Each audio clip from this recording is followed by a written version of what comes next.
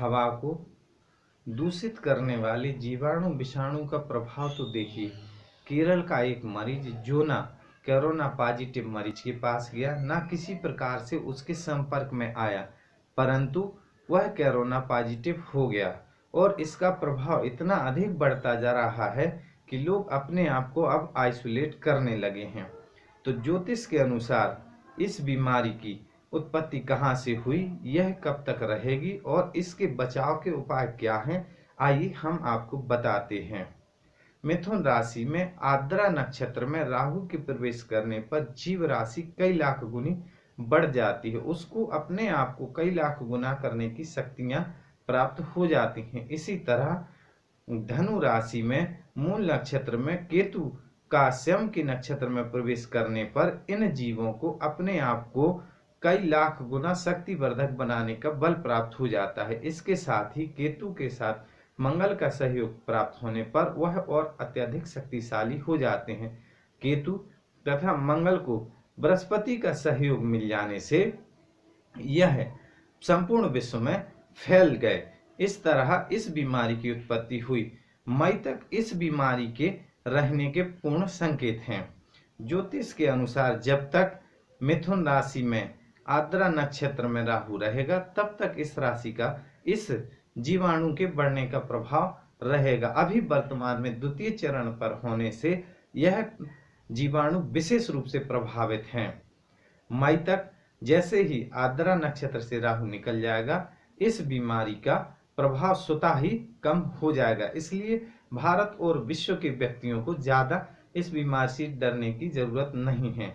अब हम आपको बताते हैं कि आप अपना तो बचाव कर ही रहे हैं, पर घर पर रहने वाले छोटे छोटे बच्चे, बुजुर्ग और महिलाएं हमेशा मास्क लगाकर नहीं रह सकती। उनके लिए आप क्या उपाय करें जिससे कि वह घर पर सुरक्षित रहें, इसके साथ ही इन जीवाणुओं का आपके घर में भी प्रवेश ना हो सके।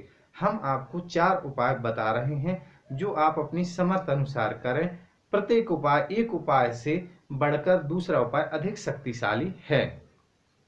नंबर 1, सबसे पहले आप रात्रि में शंख में जल भरकर रख दें। सुबह यह जल प्रत्येक कमरे में छिड़क दें। इससे आपके घर के अंदर जो भी जीव राशि रात्रि में प्रवेश किया होगा वह पूर्ण रूप से समाप्त हो जाएगी और अगले 24 घंटों तक आपके घर को सुरक्षा मिल जाएगी।